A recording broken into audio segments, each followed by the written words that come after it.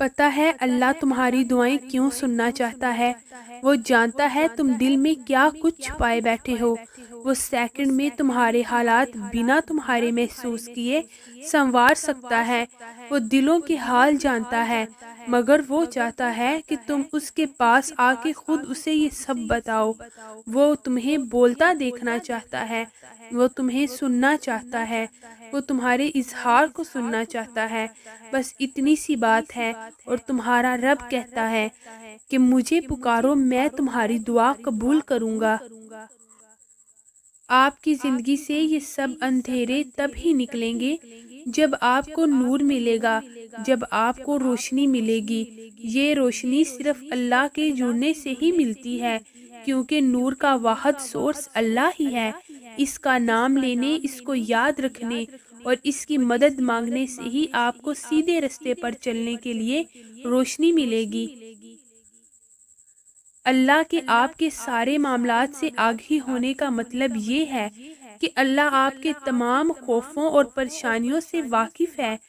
وہ خوف جنہیں آپ دل ہی دل میں دبائے بیٹھے ہیں، وہ ساری انسیکیورٹیز جو آپ کو تنگ کر رہی ہیں، اور پتہ ہے اللہ کے آپ کے معاملات سے واقف ہونے کا مطلب یہ نہیں ہے کہ بس وہ جانتا ہے، بلکہ اس کا مطلب یہ ہے کہ وہ ان سارے معاملات کو سٹیپ بائی سٹیپ ترتیب دیتا جا رہا ہے۔ وہ جانتا ہے کب آپ کا خوف سرپرائز میں بدلنے والا ہے۔ وہ آپ کو یہ بات صرف اس لیے بتا رہا ہے تاکہ آپ اطمینان میں آ جائیں کہ یہ آپ کی زندگی بے ترتیب اور بے ڈھنگی نہیں ہے، بلکہ یہ درمیان کی رکاوٹیں ایک بہت بڑی کامیابی کا پلان ہے۔ وہ پلان جو اس پرفیکٹ سبحان اللہ نے آپ کے لیے بنا کر آپ کو دنیا میں بھیجا ہے، اور جو کچھ تم چھپاتے اور جو کچھ ظاہر کرتے ہو، سب سے خدا واقف ہے۔ پتہ ہے ہدایت کی تڑپ ملنا کتنی بڑی نعمت اور کتنا بہترین رزق ہے۔ یہ آپ کو ہر لمحے یاد کرواتا ہے کہ آپ کس قدر اہم ہیں، آپ کس قدر رحمان اور محبت کرنے والے اکبر رب کے بندے ہیں۔ یہ تڑپ آپ کو بتاتی ہے کہ کتنی بڑی قدر کی بات ہے۔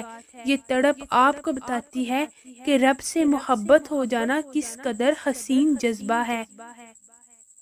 پتہ ہے قرآن پاک میں اللہ تعالیٰ نے کہا ہے کہ ہمارے دلوں کے لیے سب سے بڑی شفا اللہ نے کیا اتاری ہے، اپنی کتاب قرآن پاک۔ ذرا تصور کریں وہ لمحات جب لوگوں کے غلط لہجے آپ کے دل کو غمگین کر جاتے تھے، لوگوں کی جلی کٹی باتیں آپ کا اندر ختم کر دیتی تھی، لوگوں کا غلط رویہ کیسے آپ کو رلاتا تھا۔ اللہ تعالیٰ جانتے ہیں کہ ہمارے دل ہی ہیں جو سب سے زیادہ متاثر ہوتے ہیں۔ ہمارے دل ہی ہیں جو چوٹ کھاتے ہیں، زخمی ہو جاتے ہیں، اور اس کے لیے واحد شفا اللہ کا کلام ہے۔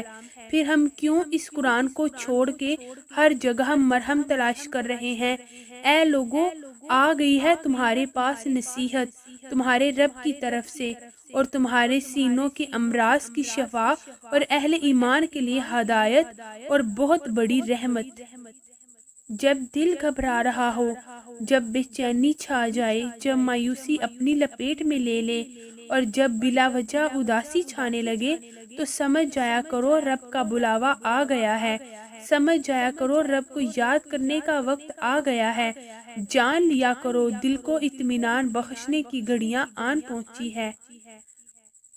تب سب چھوڑ کر اللہ سے بات کرنے، اس کو محسوس کرنے، اس کے وعدوں پر یقین کرنے، اور اس پر توکل کر کے اس کی مدد کا انتظار کرنے میں جو قرار رکھا ہے اس نے۔ کیسے جانتے اس سکون کو اگر کبھی بے چینی نہ آتی؟ جان لو کہ اللہ کے ذکر سے ہی دل کو قرار پاتے ہیں۔